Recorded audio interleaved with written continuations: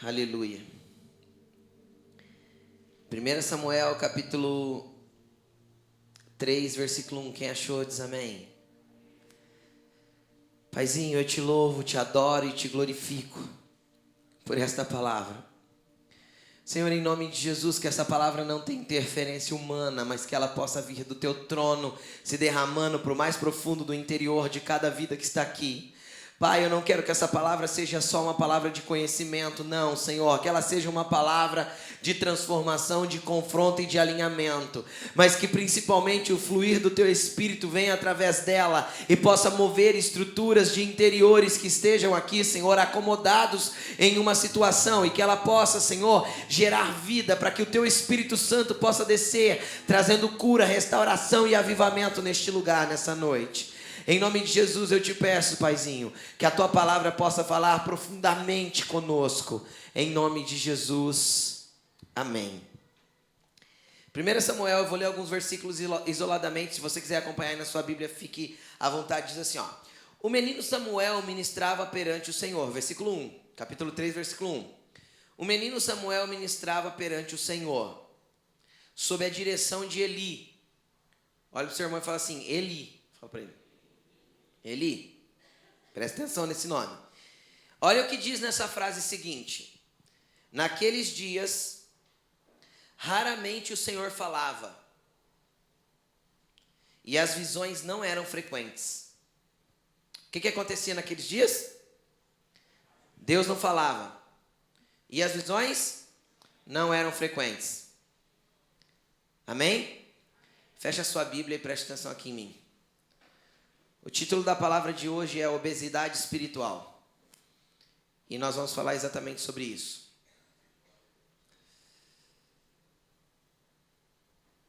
Eli é um sacerdote muito peculiar na Bíblia. Por que peculiar? Porque ele encerra um tempo.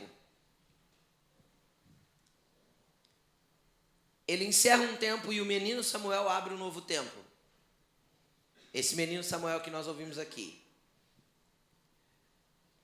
Quem era Eli e quem era Samuel? Primeiro eu quero te explicar o que era um sacerdote, o que ele deveria fazer e para que ele foi instituído na lei judaica e através de Moisés e através da lei. Isso não serve para os nossos dias. Eu vou explicar o contexto do judaísmo. O sacerdote foi instituído lá no deserto através de Moisés, quando Arão, seu irmão, foi separado para o sacerdócio, juntamente com os seus filhos, seus 4 filhos. E o que era um sacerdote? Um sacerdote era todos os descendentes de Arão, irmão de Moisés. E eles eram da tribo de Levi. Por isso eram chamados de levitas. Então todos os da tribo de Levi, tribo era quem? Eram os descendentes de Levi. Levi foi um homem, filho de Jacó. Então Jacó teve 12 filhos, que gerou 12 tribos para o povo de Israel. Então eram 12 pessoas que tiveram seus descendentes. Dentre os descendentes de Levi, houve Arão, que foi escolhido como sacerdote por Deus, e a partir de Arão, todo descendente dele seria sacerdote. E todos os demais levitas, os descendentes de Levi, foram escolhidos por Deus para cuidarem do tabernáculo e posteriormente do templo, cuidarem em todos os seus aspectos, desde o porteiro até o conferente das ofertas, até os músicos e todos aqueles que se envolviam no trabalho sacerdotal e no trabalho levítico, falando de sacrifícios, ofertas e tudo que envolvia o trabalho do tabernáculo e do templo. E aconteceu que Eli viveu algumas gerações depois de Arão. Pelas contas aí, acredito que 10 ou 12 gerações depois, 8 gerações depois, alguma coisa assim, não contei. E o trabalho do sacerdote era o seguinte: o sacerdote ele tinha uma veste especial, ele tinha uma roupa especial. Essa roupa era, eu vou falar bem assim para você entender, era muito rica. Muito rica por quê? Porque ela era uma roupa feita de linho fino. Então eles usavam eu vou falar, é sério isso, não ri. Eles usavam uma cueca especial, uma roupa por baixo, que era tipo um calção. É sério isso, era só o sacerdote que podia usar. Aí eles tinham uma túnica que cobria o corpo todo, feita com os tecidos que Deus especificou para Moisés. Aí eles tinham uma estola sacerdotal, que era um manto que ia por cima, cobrindo tudo isso. Essa estola, ela era costurada com fios de ouro. Por cima da estola sacerdotal, nas barras da estola sacerdotal, tinham sininhos e romãs. Sabe uma romã? Ela não parece um sininho? Quem já viu aquelas romãzinhas que é um sininho que põe na coleirinha de cachorro? Aquilo. Um sino e uma romã, um sino e uma romã, um sino e uma romã, tudo em volta da orla dos vestidos de ouro. Aí por cima da estola eles tinham um peitoral. Um peitoral com 12 pedras preciosas, que eu nem lembro o nome de todas. Rubi, ametista, e não sei, um monte de pedra. 12 pedras, cada uma de uma cor, que simbolizavam as 12 tribos de Israel. Ele carregava por cima do peito. Aí ele tinha uma mitra na cabeça, que era uma espécie de chapeuzinho, escrito em linhas de ouro, bordado em linhas de ouro, santidade ao Senhor. E ele usava aquilo sobre a cabeça. Então ele tinha todo um aparato. Deus que especificou assim, tudo isso tem um simbolismo daquilo que significaria o que somos no ambiente espiritual em Cristo. Não vou entrar nesse pormenor, porque senão a gente vai longe. E não é isso que eu quero explicar nessa noite. Isso era tudo simbólico daquilo que Cristo seria na nossa vida, das roupas espirituais que nós vestimos hoje. Ou deveríamos vestir, pelo menos. E o que o sacerdote fazia? Ele tinha duas funções. Primeiro, pegar as causas do povo, o sacrifício do povo, a adoração do povo e levar até Deus, através do altar de sacrifício, através do altar de incenso, através das ofertas movidas, e aí tem um monte de ritual de oferta diferente. Isso não é para nós mais.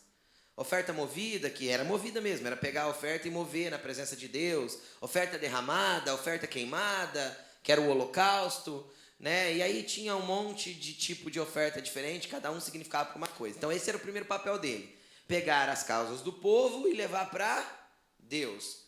O segundo papel dele era entrar no santíssimo lugar, onde ficava a Arca da Aliança. Quem já viu aquela caixa de madeira que tem os querubins em cima, revestida de ouro. Lá no Santo dos Santos ele tinha que receber a presença de Deus, ouvir Deus, falar com Deus e trazer a resposta para o povo. Então era um trabalho de mão dupla. E por que eu falo que Eli fechou um tempo e abriu outro tempo? Porque Eli foi uma pessoa que engordou espiritualmente. Ele era um obeso espiritual. Porque ele não se preocupava em ouvir o que Deus estava falando, ele não se preocupava em ter visões, em ter palavras, em ter entendimento do que Deus estava movendo, mas ele continuava a receber as porções do povo e a usar aquilo de forma leviana, de forma errada. Por quê? Porque para toda oferta o sacerdote tinha uma porção. De tudo que o povo levava para ofertar para Deus, uma parte era do sacerdote, para que ele pudesse viver, ele e sua família. Dividia entre os sacerdotes e os levitas, que trabalhavam no templo. Então eles precisavam sobreviver, ele e suas famílias. Então tinham porções de cereais, de farinha, de trigo, de óleo, de azeite, de animais. Tudo era tirado uma porção para esses homens que trabalhavam no templo. E o interessante é que existiam algumas coisas que ele não tinha mais. Ele deveria conhecer o Senhor, mas ele não conhecia. Ele deveria ouvir o Senhor, mas ele não ouvia. Ele deveria entender Deus, mas ele não entendia. Ele deveria ser guiado por ele, mas não era guiado. Mas ele era um sacerdote. E como eu sei que ele não era guiado? Simples. Se nós lermos, eu teria que ler o capítulo 1, 2, 3 e 4 de 1 Samuel para você entender. Chega na sua casa e leia. Ana, mãe de Samuel, está lá no templo orando. E a Bíblia diz que ela orava balbuciando, sabe? Baixinho. Ele era tão sem noção e tão sem entendimento da dimensão espiritual que ele achou que ela estava bêbada. O que que você está fazendo bêbado aqui no templo, aqui no tabernáculo? E aí, logo mais à frente, Ana tem um filho chamado Samuel e ela consagra esse filho ao Senhor e ele passa a morar no tabernáculo junto com Eli. E aí Deus quer falar com Eli. E ele era tão tapado, tapado no sentido, ouvido tapado, que Deus falou com Samuel, um menino. Ele era um menino, devia ter seus 7 ou 8 anos, para dar um recado para Eli, porque Eli não tinha capacidade de ouvir Deus. Ele não tinha capacidade de entender o que Deus estava fazendo. Então, querido, a primeira coisa que eu quero te falar, eu não sei por onde, que igreja você já passou, em que lugares você já esteve, o que você fez, ou que tipo de obra você já realizou, ou qual que é o tamanho do teu currículo espiritual, ou o que você já fez. Isso não interessa nada se você não consegue ouvir Deus neste tempo, se você não consegue ser orientado por Ele e ter direção dEle.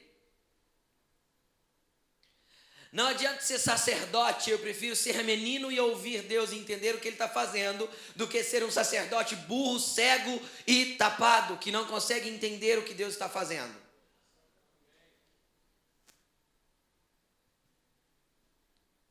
Então não interessa o quanto você já tenha feito, ou o quanto você faz no ambiente natural, porque no ambiente natural Eli continuava fazendo. O povo levava o sacrifício, ele e os filhos faziam o que tinha que fazer. O que acontecia com Eli? Primeira coisa, a Bíblia diz que ele tinha uma cadeira e ele ficava sentado na entrada do santuário com essa cadeira. Todo obeso espiritual gosta mais da cadeira do que da atividade. Todo obeso espiritual ele não quer se mover. Ele está disposto a aprender. Mas desde que ele terceirize o serviço. Porque ele terceirizava, sentava na cadeira e falava para os filhos, faz vocês. Sabe por quê? Porque todo obeso tem dificuldade de locomoção. Desculpe se tem alguém obeso aqui, mas é a realidade. Todo obeso tem dificuldade de locomoção, todo obeso sente dor aqui ou ali, porque o peso atrapalha. Todo obeso não tem a agilidade que uma pessoa magra tem. Então todo obeso espiritual vai se conformar mais com a cadeira do que com realizar alguma coisa para Deus. Então comece a analisar a sua vida.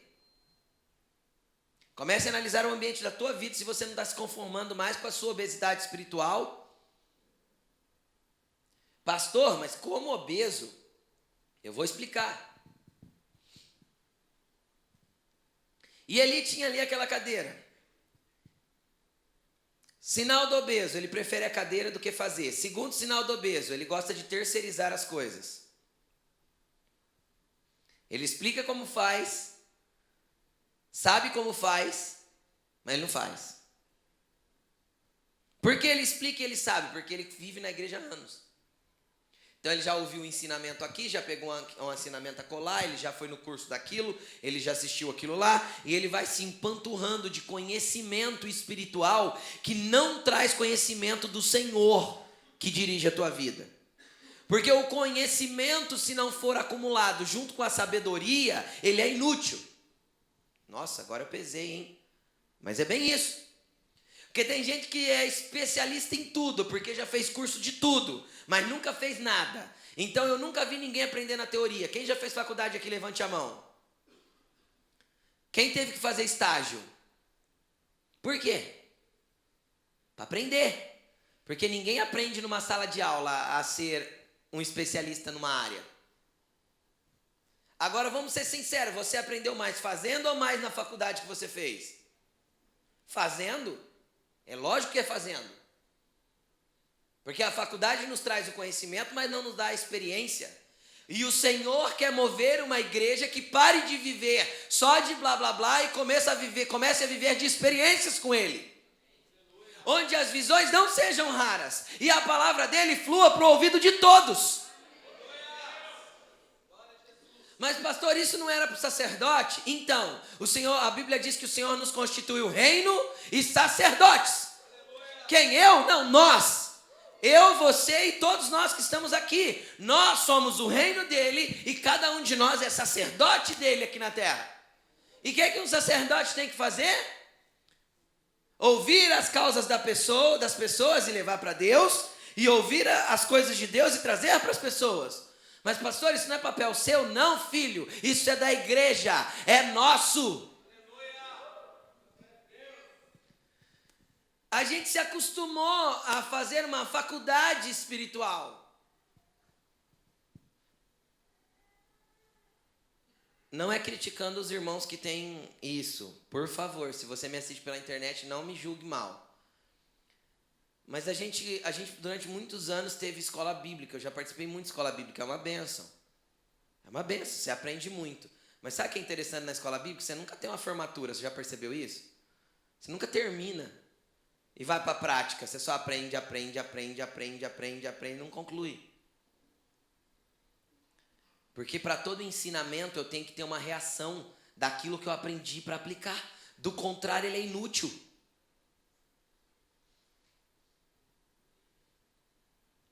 E aí eu vou engordando espiritualmente. Eu vou arrumar uma cadeira, vou colocar num lugar confortável e eu vou ficar por ali.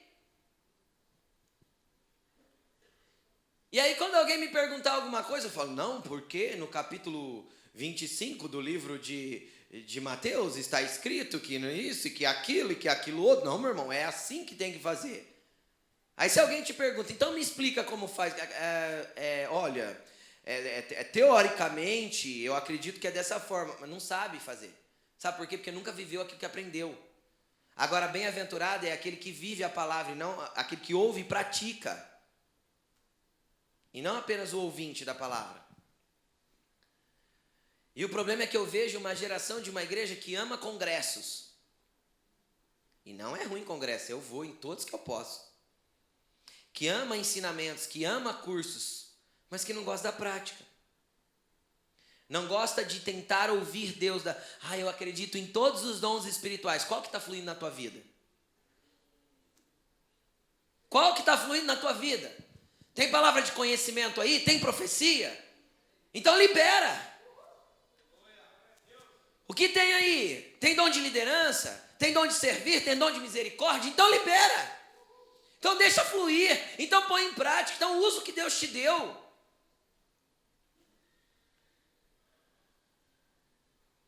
Por que nós aprendemos tanto e fazemos tão pouco? Por que nós ouvimos tanto e agimos tão pouco? Por que essa geração é uma geração tão acomodada, tão obesa espiritualmente? Existem tantas coisas liberadas para nós, mas nós esperamos que alguém ore por nós.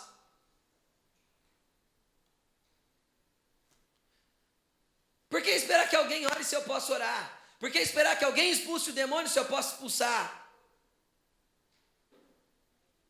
Por que esperar que alguém me dê uma palavra de conhecimento ou uma revelação a mais? Filho, pega as revelações, junta tudo, coloca numa sacola e busca a revelação de quem Cristo é.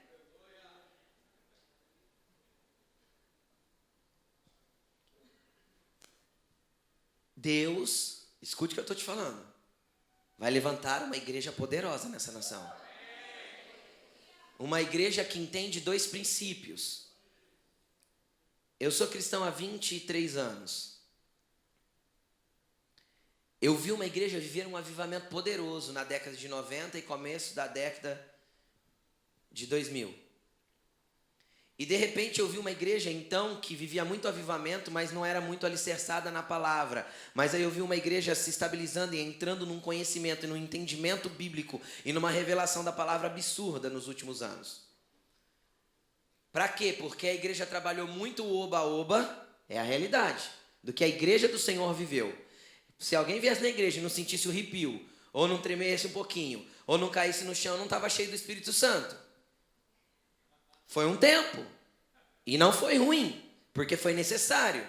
Então eu vi um tempo que veio um ensinamento e uma consolidação para que se mexesse com caráter, com interior, com mudança de comportamento, com honrar aquilo que vive dentro da casa lá fora também. E nós não vamos deixar de pregar isso. Mas eu entendo que há um tempo onde nós vamos ajuntar aquilo que aprendemos com o avivamento que nós precisamos, e vamos manifestar o reino com caráter e com poder. E aí nós poderemos falar assim como o apóstolo Paulo falou para a igreja de Coríntios: eu não fui até vocês com palavras persuasivas de sabedoria humana, mas em demonstração do poder do Espírito Santo. Porque a demonstração do poder do Espírito Santo é que faz com que aqueles que não creem passem a crer. Mas não é é nós. Porque Deus vai levantar, está levantando uma igreja poderosa sobre essa nação. Quem crê nisso dá um amém bem forte. Continuando, o que aconteceu com Eli? Aconteceu o que está descrito no versículo, não tem ninguém lá no Datashow também, não lembrei de pedir, mas no versículo, abre a tua Bíblia aí comigo, no versículo 4, versículo 18, a Isa vai lá nos abençoar, que benção, Isa. Já entendeu que precisa agir, ó. Aleluia. 1 Samuel 4,18.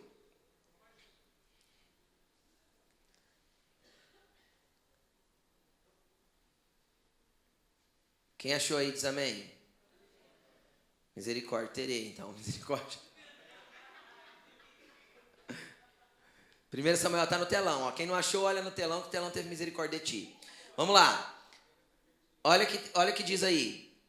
Quando ele mencionou a arca de Deus, Eli caiu da cadeira para trás, ao lado do portão, é onde ele ficava sempre, e quebrou o pescoço e morreu, pois era velho e o quê? Pesado, obeso. Ele liderou Israel por 40 anos. A sua nora, mulher de Finéias, estava grávida, perto de dar à luz. É o próximo versículo, não sei se entrou aí. Quando ouviu a notícia de que a arca de Deus havia sido tomada e seu sogro e seu marido estavam mortos, entrou em trabalho de parto e deu à luz, mas não resistiu às dores de parto. Enquanto morria, as mulheres que a ajudavam disseram: não se desespere, você teve um menino. Mas ela não respondeu nada, nem deu atenção. E ela deu ao menino o nome de Icabode. E disse: a glória se foi de Israel. Icabode significa foi-se a glória. Foi-se a glória, foi-se embora a glória. Presta atenção aqui. É uma palavra hebraica que significa a glória foi embora. Sabe por que aconteceu isso com Eli?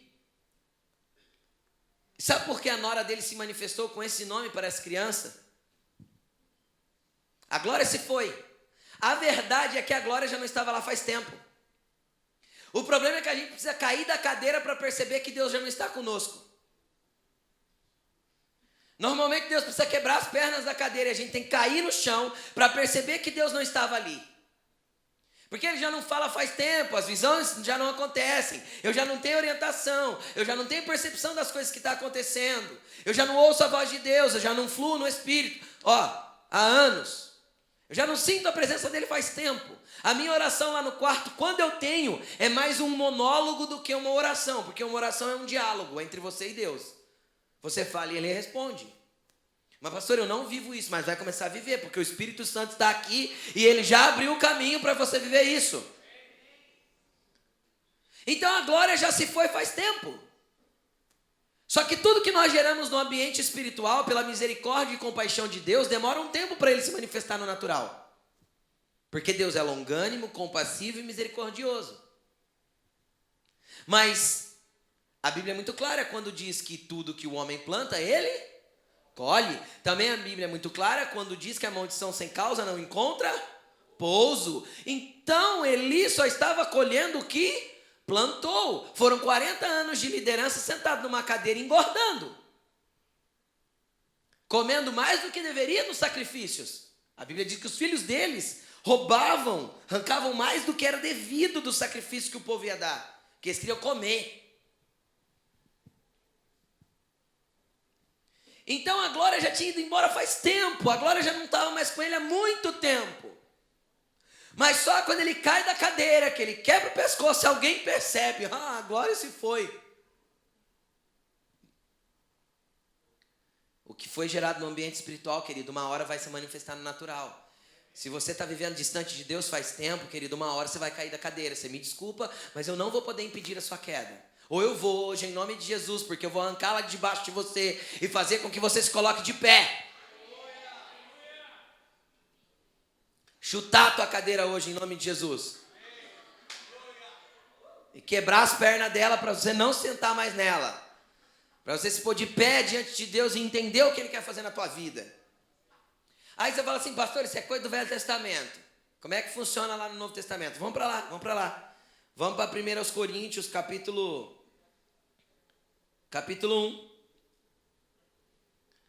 1 Coríntios, capítulo 1, versículo 4.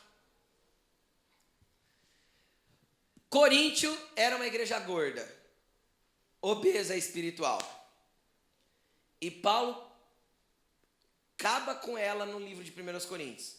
Você quer entender o que é ser uma igreja? Lê 1 Coríntios. Paulo surra ela com força. Tanto que na segunda carta que ele manda para Coríntios, ele pede desculpa, meio assim, sabe? Olha, irmãos, eu não quis envergonhá-los com a primeira carta, porque vocês são meus filhos amados, sabe? Ele vem dando uma maciada nas feridas que ele mesmo causou, de tanta lambada que ele deu. Olha aí o que diz, olha como que ele começa o livro. 1 Coríntios, capítulo 1, versículo 4. Acharam aí? Está aí no telão?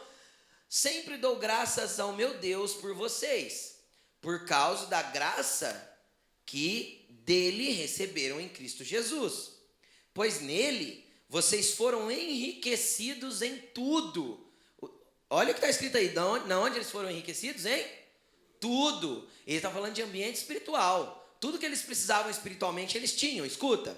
Isto é, em toda palavra e em todo conhecimento. Coríntios tinha conhecimento? Tinha. Porque o testemunho de Cristo foi confiado entre vocês, de modo que não falta a vocês nenhum dom espiritual. Olha que coisa linda, uma igreja que fluía em todos os dons espirituais. Vamos continuar. Enquanto vocês esperam que o nosso Senhor Jesus Cristo seja revelado, Ele os manterá firmes até o fim, de modo que vocês serão irrepreensíveis no dia do nosso Senhor Jesus Cristo. Amém? Agora vira a página e vê o que ele escreveu em 1 Coríntios 3, do 1 ao 3. É a mesma carta, é uma carta, tá, gente? Os capítulos e versículos são só para organização. Foi posto depois. É uma carta. Vamos lá, olha o que ele escreveu aí. Irmãos, eu não pude falar a vocês como a espirituais, mas como a carnais, como a crianças em Cristo. Dei a vocês leite, não alimento sólido, pois vocês não estavam em condições de recebê-lo. De fato, vocês ainda não estão em condições, porque ainda são carnais. Porque visto que há entre vocês inveja, divisão, e não estão sendo carnais agindo como mundanos, pois quando alguém diz eu sou de Paulo e outro eu sou de Apolo, não estão sendo carnais? Tá bom, até aí já dá para entender. Precisa ir longe, não. Primeiro ele amacia né?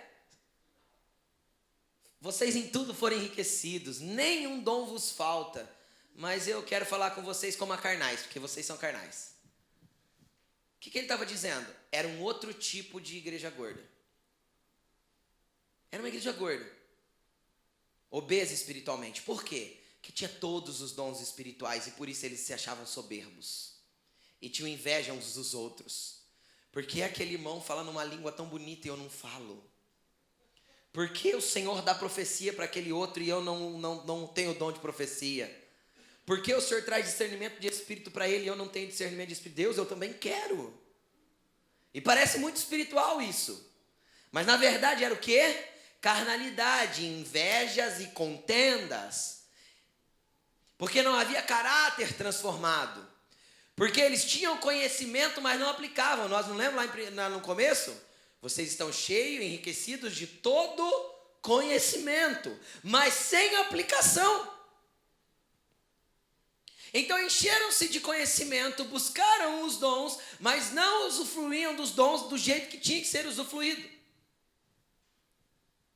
Não usufruíram da forma que tinham que usufruir. Não usavam deles da maneira correta, da maneira que deveria ser usado. Acumularam tudo em si e ficaram obesos e soberbos e carnais. Pastor, mas alguém que fala em línguas pode ser carnal? Sim.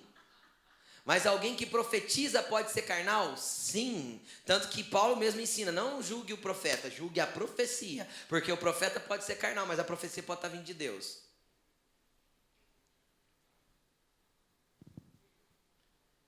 E ele generaliza. Vocês são carnais. E era uma igreja obesa. E ele vem no livro de 1 Coríntios arrumando um monte de coisa. Primeira coisa que eles tinham. Uns se achavam mais importantes do que os outros, porque uns tinham sido ganhos por Paulo e outros por Apolo. Paulo respondeu assim, quem é Paulo? E quem é Apolo? Ele está falando dele mesmo. São só ministros pelos quais vocês creram, não é isso que conta. Não é a igreja X ou Y, o pastor X ou Y que está pregando, ou se eu ando com aquele que te faz melhor que ninguém, querido. O que te faz andar na presença de Deus e como uma pessoa espiritual é conhecer exatamente a revelação do Senhor Jesus Cristo. Porque ele fala assim, ó, eu espero que vocês fiquem firmes até o dia do quê? Da revelação do nosso Senhor Jesus Cristo. E ele não está falando da volta de Jesus, não. Ele está falando do dia que Cristo é revelado para nós, para que nós caminhemos com Ele em relacionamento. Então eu posso ter dom e não estar com Cristo? Posso. Porque dom não depende de mim, depende dele. Dom é presente. A palavra dom em grego é presente. Engraçado que até em inglês é assim, né? Em inglês não tem diferenciação da palavra dom e da palavra presente. É uma só. Gift. Presente. Então a gente difere na língua portuguesa. Dom e presente. É isso. Você quer um presente de Deus? É um dom. E quando Deus dá um presente, Ele não toma de volta. Até porque a gente não faz isso. Agora imagina se Deus faria. Quem está me entendendo? Que já deu um presente, daí a pouco você foi lá e pegou de volta. Só criança, né? Faz isso. Deus não. Uma vez dado, o presente está dado. E aí, às vezes, Deus te deu um presente no momento que Ele estava vendo que você estava crescendo e falou, deixa eu surpreender esse filhinho. Vai lá dar um presente bonito para você. Aí você pega e se acha espiritual. Ah, agora ouvi Deus falar. Se sente o master, o blaster, o super, o hiper. Pronto, perdeu o que tinha. Veio inveja, veio contenda, veio orgulho, veio soberba. Pronto. O dom vai ser retirado? Não, vai estar aí. Mas você vai continuar sendo carnal. Obeso espiritual. Cheio de conhecimento, sem revelação de quem é o Senhor Jesus Cristo. Aí eu quero te levar aonde Paulo levou a igreja de Corinto. E é uma análise do livro, não adianta eu ler com você. Chega em casa, lê o livro de 1 Coríntios também. É interessante o seguinte. Primeiro ele ensina que não tem esse negócio de que um é de um, outro é de outro. Então, todo mundo é igual. O que importa é Deus que dá o crescimento. Um planta, o outro rega, é Deus que faz crescer. Então o que plantou não é nada e o que regou não é nada, mas quem é? É aquele que dá o crescimento. Então eles tiram uma dependência humana, ele tira uma dependência humana da igreja de Corinto e ele coloca uma dependência do Senhor. Entenderam? Então pare de depender de homens. A tua fé não pode estar baseada em homens, a tua fé tem que estar baseada em Deus. O teu alicerce é Ele. E se homens te frustrarem, você continua crendo, porque você não crê em homens, você crê em Deus. O que os homens são para você? Exemplo, ou pelo menos deveriam ser. Referência, ou pelo menos deveriam ser. Exemplo e referência nós precisamos ter. Depender deles, não.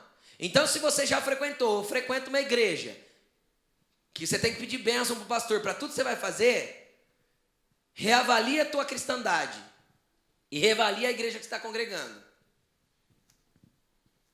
Uma coisa é honrar, e se eu sou um obreiro, estou participando de algumas coisas, eu avisar, estou indo viajar, estou fazendo isso ou aquilo. Uma coisa é ser participante e entender o ambiente, e se mover com honra. Outra coisa é depender Eu já vi pastores que, infelizmente, já impediram cirurgia de membros. Não faz essa cirurgia não, porque não é de Deus. Gente, é igual quando o casal de namorado chega em mim, pastor, tô gostando da fulana, tal, o que você acha? Eu falo assim, filho, o que você acha? Porque é você quem vai namorar, não eu. Né? Tá orando? Deus te deu resposta? Disse que sim? Quem sou eu para falar que não? Oxe. Certo? Orou, Deus respondeu, te deu direção, é isso mesmo? Analisou todos os pontos? Viu como ela trata a mãe e o pai? Porque é exatamente o jeito que vai tratar você. Viu o jeito que ele trata a mãe e o pai? Então, é desse jeito que ele vai te tratar quando casar. Analisa, quer entender, quer começar a namorar? Pergunte para ver o jeito que ele trata pai e mãe, porque é o jeito que vai refletir em você. Quer entender mais um pouco? Pega amizade com a tua sogra, larga a mão de ser boba. Melhor amiga que você pode ter é a tua sogra antes de casar, ela vai contar tudo que ele faz, e vice-versa. Entendeu? Você não vai casar enganada. E se não, vê que não dá para casar, cancela. Desmarca a chácara, cancela o buffet, não casa. Porque você vai casar para sofrer. Depois vai vir chorando para mim, pastor. Casou, filho. Casou, o casamento é um só. Não existe dois casamentos. Biblicamente é um só. Existe a oração do divórcio. Se alguém quiser, eu faço. Vou orar e pedir para Jesus te matar, porque não tem jeito de separar espiritualmente.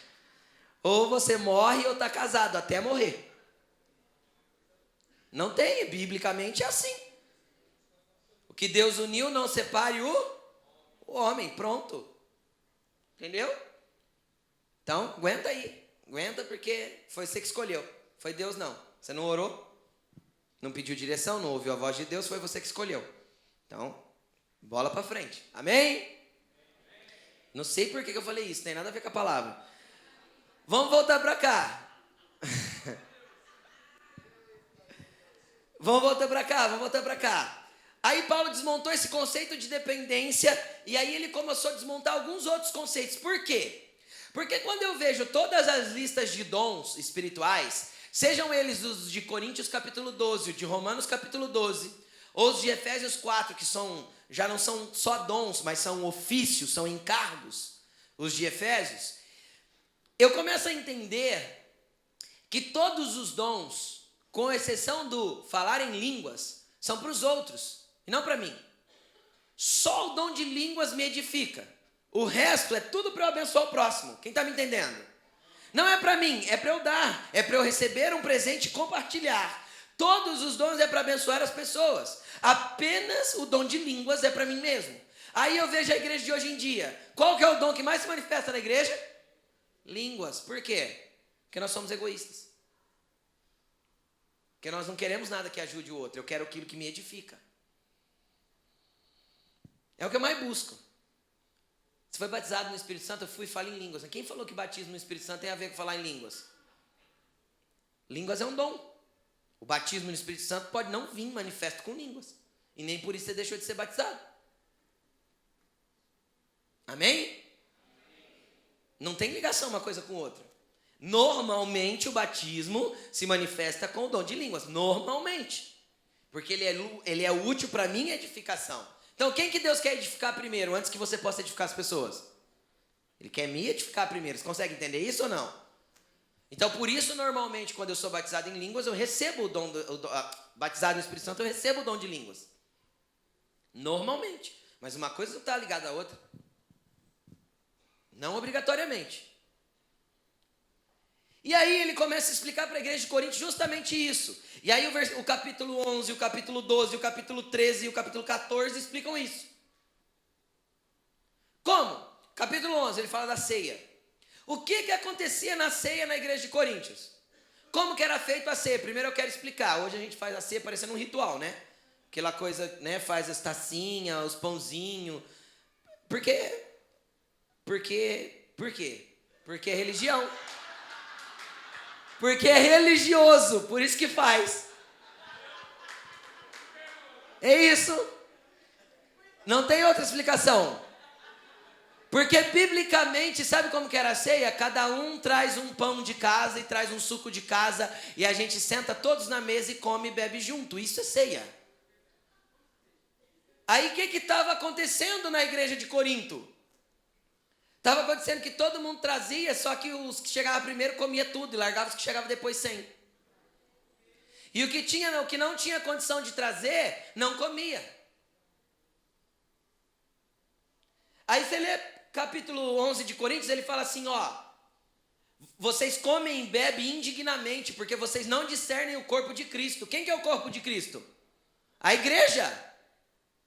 Então você não discerne que você tem que abençoar o seu irmão e dividir tudo com ele. Então você está cheio de dom, mas não entende o contexto da igreja. Não entende o contexto de compartilhar, de ter comunhão, de viver juntos. Vocês são carnais. E quem come e bebe indignamente, come e bebe para sua própria condenação.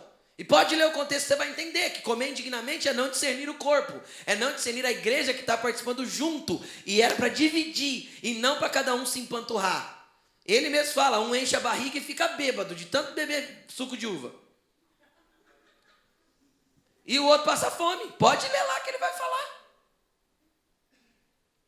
Por quê? Porque eles eram egoístas, pensavam só em si próprios, era uma igreja gorda, cheia de dom, cheia de conhecimento, mas não tinham a revelação e não tinham o entendimento do que é corpo. Aí a gente chega no capítulo 12, aí ele vem explicando os dons espirituais, porque a um pelo mesmo Espírito é dado palavra de conhecimento, a outro pelo mesmo Espírito, palavra, e ele vai falando, dom da fé, dom de curar, dom disso, dom daquilo, e ele vai explicando vários dons ali, ele tem 9 dons retratados. Só que ele termina de explicar os dons, ele tem que explicar sobre o quê? Sobre o que é o corpo. Ele vem explicar, olha, porque nós somos muitos membros, mas um só corpo. E porque você é mão, o outro é pé. E porque você não é pé, você é inferior ao que é mão? Não, não é. Nós somos todos iguais, porque fazemos parte de um mesmo corpo. O que ele estava ensinando para essa igreja? Parar de competir pelos dons e pelo fluir, porque cada um tinha uma coisa, mas quando eles se ajuntavam, num todo, eles eram um corpo poderoso. Por quê? Porque o cabeça deveria ser quem mesmo? Cristo. Então ele continua falando, quem manda no teu corpo? Humanamente dizendo, tua cabeça. O comando vem de quem? Do Cristo. Então o Cristo deveria orientar os membros para onde eles deveriam fluir. Como fluir em cada dom, como fluir em cada lugar, como se ministrar, como andar e como viver o cristianismo. E era isso que aquela igreja não tinha. Porque estava cheia de conhecimento, estava cheia de dom, mas não sabia usar. Não pensava no próximo, pensava só em si próprio. E aí ele chega no capítulo 13, e aí ele ensina o quê? Amor. Ainda que eu falasse a língua dos homens e dos anjos, se não tiver amor, serei como uma onda do mar e como um sino que tine. E ainda que eu dê o meu corpo a ser queimado, se eu não tiver amor, e ainda que eu venda os meus bens e dê aos pobres, se eu não tiver amor, nada serei. O amor tudo sofre, tudo quê, tudo espera, o amor nunca falha.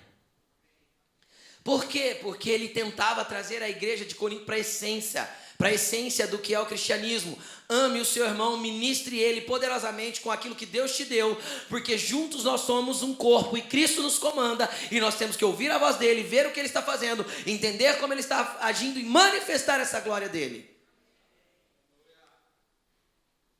É um entendimento que ele foi trazendo para a igreja de Corinto. Aí ele chega no capítulo 14.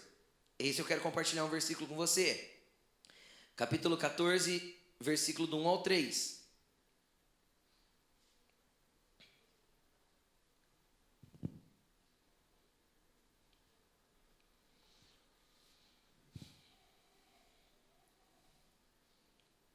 Entrou aí no telão? Diz assim, ó. Sigam o caminho do amor e busquem com dedicação os dons espirituais. Olha só. Sigam o caminho do amor e busquem como os dons espirituais? Com dedicação. Principalmente o dom de profecia. Olha que interessante isso. Pois quem fala em língua não fala aos homens, mas a Deus. De fato, ninguém entende. Em espírito, fala mistérios. Mas quem profetiza, fala para edificação, encorajamento e consolação dos homens. Quem fala em língua, a si mesmo se edifica, mas quem profetiza edifica a igreja. Você consegue entender isso? Paulo estava falando o quê? Você tem que fluir no amor. Não busque só para você, é hora de compartilhar. Tem dom, nós temos que viver o que a igreja vive. E aí tem gente que mistifica a profecia. Querido, tem 3 dons que estão muito ligados e são muito difíceis de separar um do outro. É o dom de profecia, é o dom de palavra de conhecimento e é o dom de palavra de sabedoria. São muito parecidos. Muito parecidos. Eu não vou descomplicar isso agora, porque senão eu vou longe para explicar os 3. Daqui um dia nós vamos ter um curso sobre isso. Aí você vem no curso e você entende e aprende. Amém? Mas eu não vou separar os 3, mas os 3 é muito simples de entender. Ouça a Deus e replica o que Ele está mandando você dizer. Tá? Um serve num ambiente, o outro serve para outra coisa e o outro serve para outra coisa. Mas os 3 vão ter a mesma coisa. Ouça a Deus. E o que acontecia com Eli? Lá atrás, que a gente falou? Não ouvia Deus e as visões não eram frequentes. Era uma igreja gorda. O que acontecia com Coríntio? Eles tinham todos os dons, mas eles pensavam só em si próprios.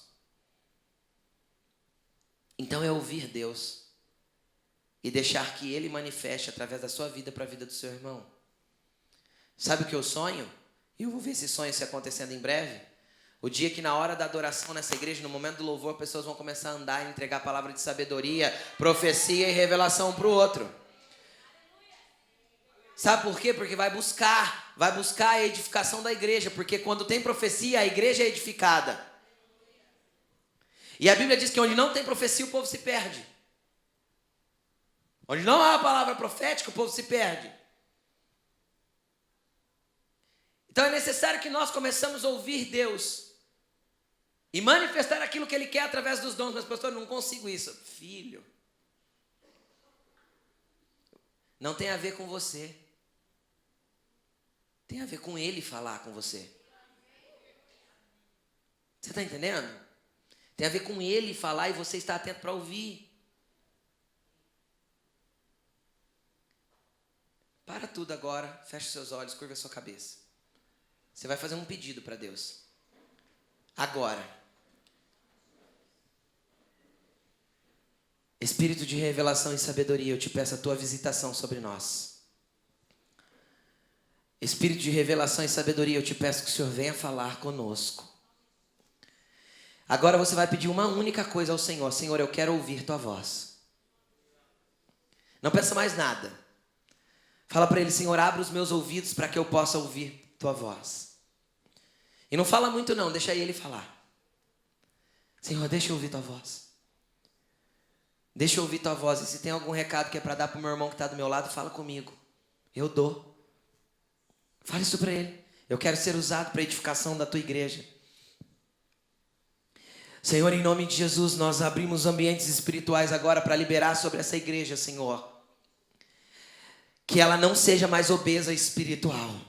Que todo conhecimento se transforme em revelação de quem tu és.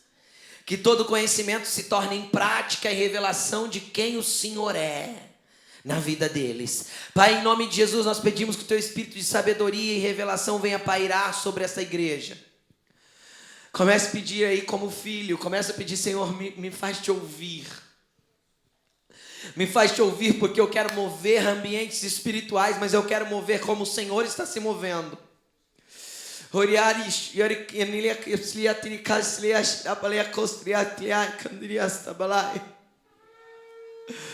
O Espírito do Senhor está aqui, querido. Ele quer abrir os seus ouvidos agora. Desligue-se do natural e fala, Senhor, se revela para mim. Desligue-se do natural agora. Esqueça tudo que envolve o teu natural e fala, Senhor, se revela para mim. Me deixa te ouvir. Me deixa entender o que o Senhor está fazendo, porque eu quero me mover como o Senhor se move. Oh, vem Espírito Santo neste lugar. E quem ainda não é batizado no Espírito Santo, vem batizar agora.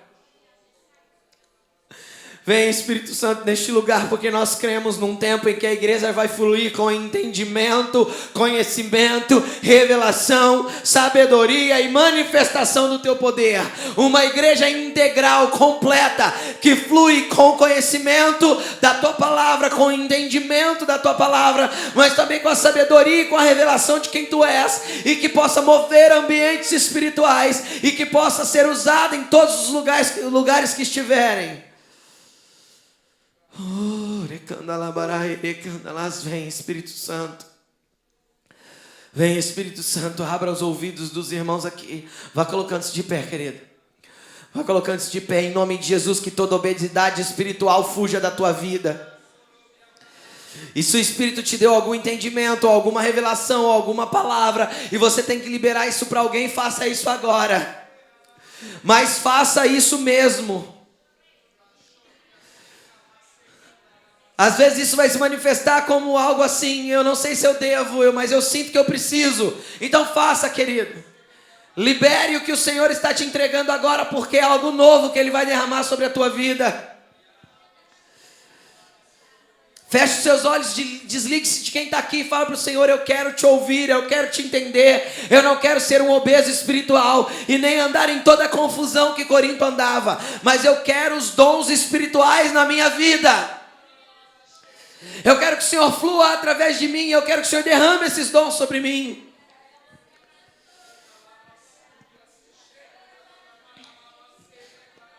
Vem, vem, Santo Espírito, vem.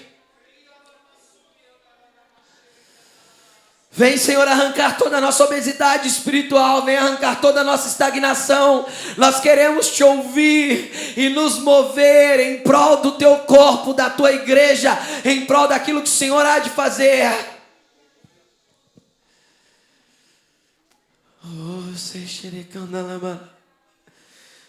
Fala, Espírito Santo, fala, Espírito Santo. Fala, Espírito Santo, e mova a tua igreja. Fala, Espírito Santo, e mova os teus filhos. Fala, Espírito Santo, e mova o teu corpo. Fala, Santo Espírito, e vem mover agora. Que ouvidos sejam abertos e que seja liberado um ambiente de cura agora.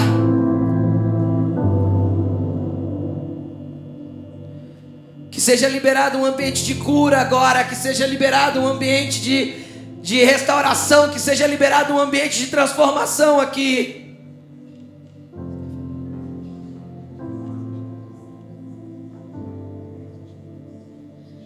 Talvez você está achando que para que o Espírito traga sobre você uma palavra de conhecimento, uma palavra de sabedoria, ou fluir da sua vontade, talvez você está achando que algo muito extraordinário precisa acontecer. Talvez você está esperando que o seu corpo se estremeça. Talvez você está esperando barulhos. Eu quero te dizer que não precisa de nada disso. O Deus no qual nós estamos servindo, não que Ele não possa fazer isso, não que Ele não possa fazer isso, mas o Deus no qual nós estamos falando é um Deus simples e poderoso. E talvez o Senhor tenha trazido uma imagem, uma visão para você agora, e talvez você não está entendendo nada disso. Sabe o que nós temos que fazer como filhos obedientes? Talvez tenha uma palavra que está agora nos seus ouvidos, uma única palavra, ou talvez uma única visão, algo único. O que nós precisamos fazer com isso é falar: Deus, o que é isso? Seja curioso, seja ousado. Senhor, o que essa palavra tem a ver? Deus, o que o Senhor quer que eu fale com essa palavra? A quem? Nós precisamos, como igreja viva, como um povo poderoso, estar disponível ao Espírito, porque nós sabemos que Jesus é o mesmo ontem, hoje e eternamente, e obras maiores que Ele fez nós podemos fazer, mas nós precisamos sair da zona do comodismo, nós precisamos sair da zona do medo e da insegurança. O Senhor te capacita, é o Senhor quem traz a você, é o Senhor que quer se manifestar em você. Apenas esteja disponível. Eu creio que há palavras de conhecimento, de sabedoria, há palavras proféticas liberadas neste lugar que tem poder para curar alguém que está aqui, que tem poder para ativar alguém que há tanto tempo está clamando por essa ativação, e que seja você esse canal de Deus, e que seja você o canal de Deus nessa noite. Não é um título que nos faz ser íntimos de Deus, não é um título de pastor, de profeta, de apóstolo ou o que seja, que nos diz que nós temos autoridade. A autoridade é gerada pela obediência, igreja. Se você quer autoridade, seja obediente. Se você quer autoridade, dê liberdade ao Espírito. Não são títulos que dizem a respeito de quem somos. Então flua, flua, sem medo, sem medo, sem medo, sem medo. Seja usado por Deus nessa noite. Seja um canal de Deus para libertar, curar e ativar esse irmão que está próximo de você. Tens liberdade aqui, Espírito. Espírito de sabedoria e revelação. Espírito da profecia. Tens liberdade aqui, Senhor. Nós somos do céu. Nós somos do céu, Senhor. Estamos aqui, mas não somos deste lugar. Queremos operar do jeito que o céu opera, Senhor. É do jeito que o céu trabalha, Jesus. Faz, Senhor, faz. Tens liberdade, tem liberdade.